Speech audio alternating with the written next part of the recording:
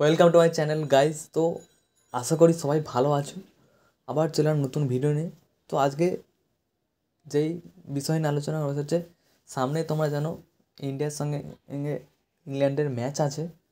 তো সেইটারই ফুল স্কোয়াড ঘোষণা হয়ে গেছে আর কি, সেটাই আলোচনা করব। আজ কে কে সুযোগ পেয়েছেন এই দলে ফুল স্কোয়াডে।